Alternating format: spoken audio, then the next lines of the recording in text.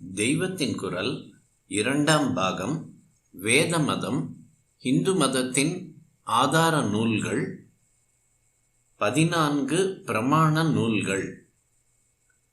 அந்த 14ஆவன 4 வேதங்கள், வேதங்களின் 6 அங்கங்கள், அதோடு மீமாம்சை, நியாயம், புராணம், தர்மசாஸ்திரம் என்ற 4.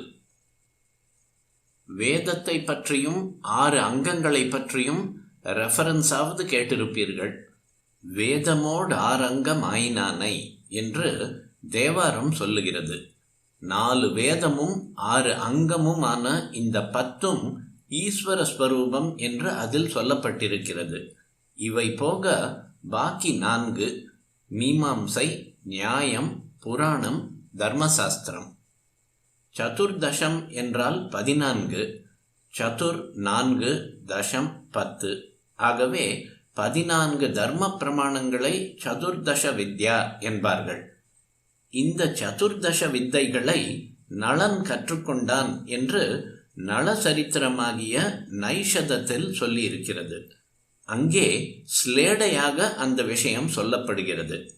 நளன் சதுர்தச வித்தைகளுக்கு சதுர்தசையை கொடுத்தான் என்று வார்த்தை விளையாட்டு பண்ணியிருக்கிறார் கவி.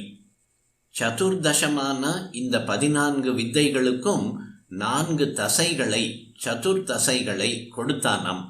அந்த 4 தசைகள் படிப்பது, படித்ததை புரிந்து கொள்வது, படித்ததன்படி நடப்பது, மற்றவர்களை நடக்க செய்வது என்பவை. சதுர்தசத்வம் கிருதவான் குதஹ ஸ்வயம் ந வேத்மி வித்யாசு சதுர்தசஸ்வபி. நைஷத காவியம். இந்த 14 வித்தைகளிலே அறிவு அடங்கி இருக்கிறது. இன்னும் 4 வித்தைகள் இருக்கின்றன.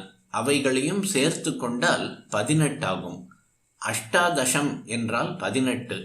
இந்த அஷ்டாதச வித்தைகளில் அடங்காதது ஒன்றுமே இல்லை. லோகத்திலுள்ள சகல வித்தைகளும் அவைகளுக்குள்ளே அடங்கிவிடும். இந்த 18இல் நேராக தர்மத்தை சொல்லுபவை முன்பு சொன்ன 14 தான். மீதமுள்ள ஆயுர்வேதம், அர்த்தசாஸ்திரம், தனுர்வேதம், காந்தர்வ வேதம் ஆகிய 4ம் நேராக தர்மத்தை சொல்வன அல்ல. ஆயினும் அவையும் அறிவு தருவதால் வித்யாஸ்தானங்களாக மட்டும் உள்ளன. மேலே சொன்ன 14 தர்மஸ்தானம், வித்யாஸ்தானம் இரண்டாகவும் இருப்பவை. ஆத்ம லோகத்தில் இன்பத்தை அடைவதற்கு ஏற்பட்ட சாதனங்கள் இவை. தர்மஸ்தானம், வித்யாஸ்தானம் என்பதோடு இவற்றையெல்லாம் பொதுவில் சாஸ்திரம் என்கிறோம்.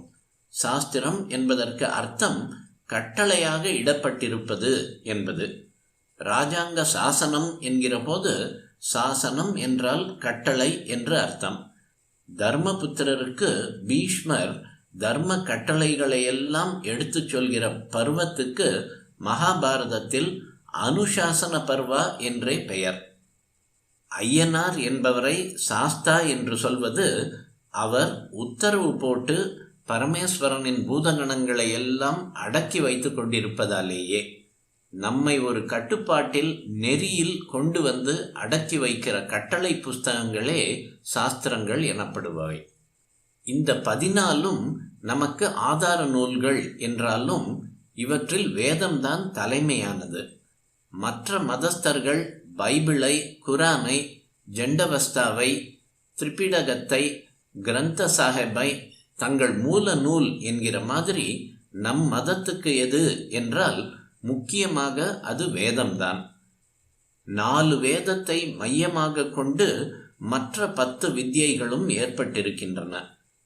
இந்த சதுர்தச வித்யைகளுமே பூர்ணமாக நம் மதத்துக்கு சாஸ்திரங்களாகின்றன.